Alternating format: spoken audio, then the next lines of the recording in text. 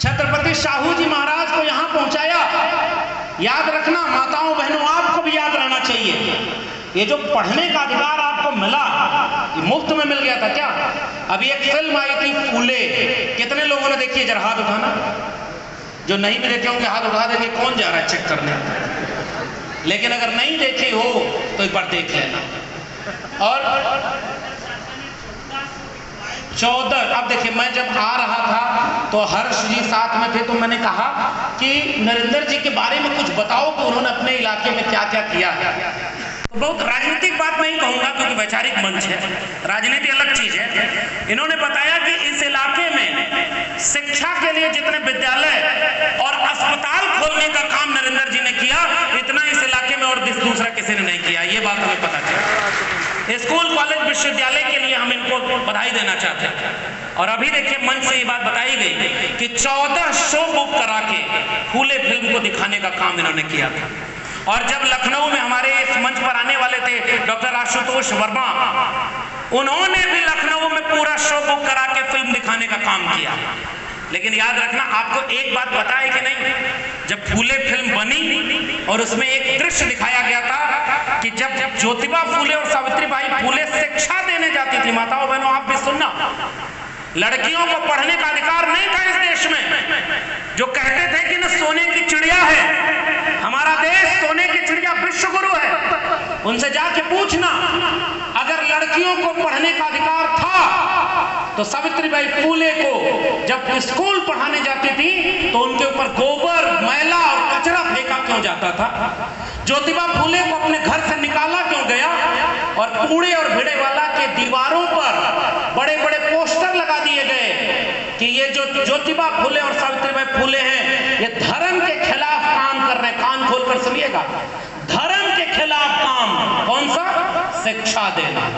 समझ रहे कि नहीं? इतिहास बोल रहा हूं, 2-4 मुकदमा हो चुका है। और उत्तर प्रदेश में बोलने का एक मेडल जरूर ये होता है कि कभी भी आपके ऊपर मुकदमा हो सकता है। फर्जी मुकदमा सबसे ज्यादा देश में कहीं हो रहा है तो उत्तर प्रदेश में हो रहा है। लेकिन उत्तर प्रदेश के मुख्यमंत्री से मैंने कुछ सीखा हो न सीखा हो, एक बात जरूर सीखी है, कितना भी संगीन धाराओं में मुकदमा तुम्हारे ऊपर हो, अपना राज ले आओ और जब मुख्यमंत्री बन जाओ तो अपना सारा मुकदमा वापस करा लेना और डिप्टी सीएम का भी मुकदमा वापस करा। क्योंकि हम भाई गलत नहीं बता रहे, इतिहास बता रहे हैं। तुम्हारा कैसा धर्म जिसमें दलितों को शिक्षा देने के लिए तुम गोबर फेंक रहे थे, तुम कचरा फेंक रहे थे, तुम सावित्रीबाई फूले के ऊपर 2 साड़ी लेकर के स्कूल जाती थी पढ़ाने के लिए। मतलब दलित पढ़े ना, महिलाएं शिक्षा ना पाए ताकि मानसिक रूप से गुलाम पैदा हो। और उस फिल्म में यही दृश्य दिखाया था।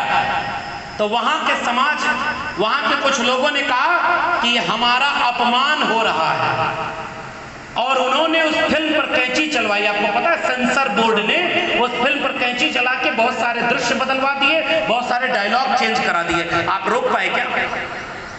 जरा अपनी भी आलोचना सुनना। और जो नीरज भाई जितनी बात कह के गए, मैं दोहरा इसलिए रहा हूं कि उसको आचरण में ले आना। हमारी जाति की संख्या ज्यादा है तो जितने यादव जी लोग होते हैं उनको लगता है कि हमारा कौन शोषण करेगा।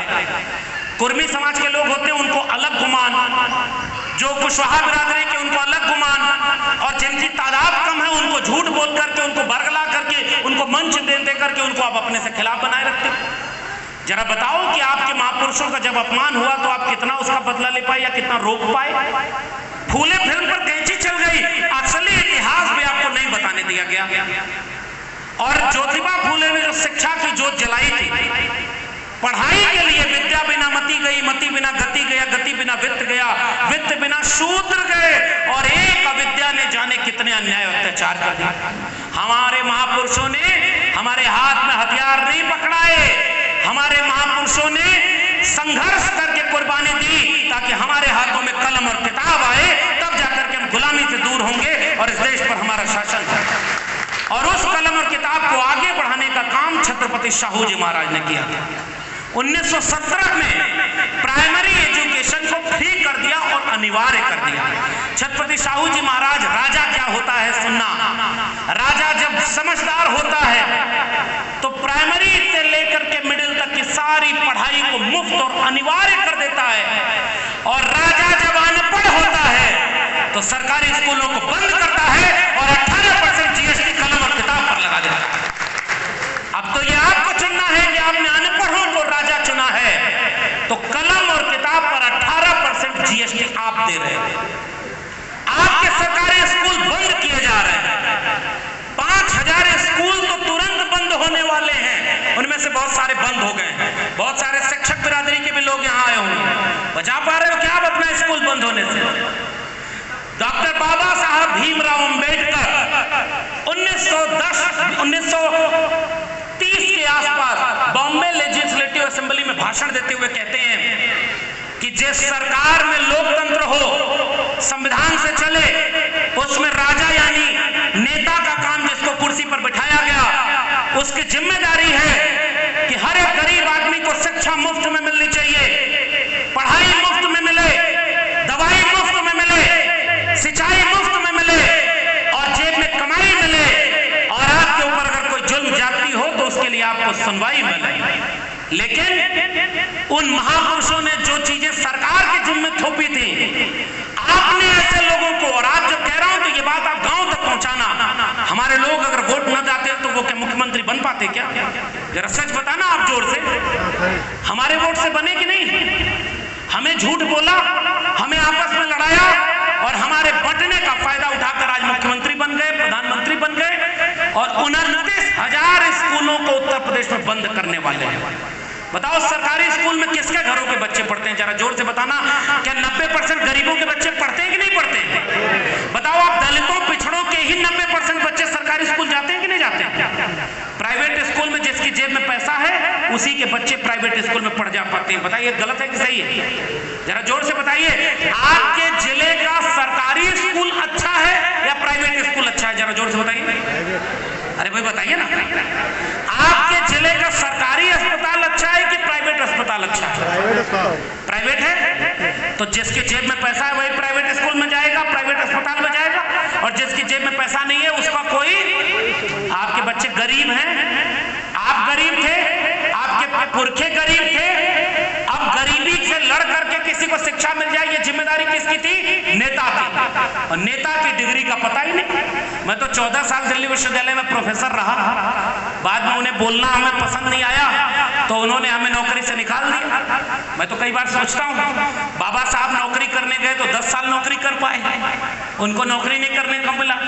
ज्योतिबा फुले नौकरी नहीं कर पाए, पेरियार कोई नौकरी नहीं करते थे, रामस्वरूप वर्मा, जगदेव बाबू और पेरियार सिंह यादव, ये सब नौकरी करने के चक्कर में पड़े होते या नौकरी बचाने के चक्कर में पड़े होते तो हम जैसे लोग यहाँ तक कभी नहीं पहुंच पाते।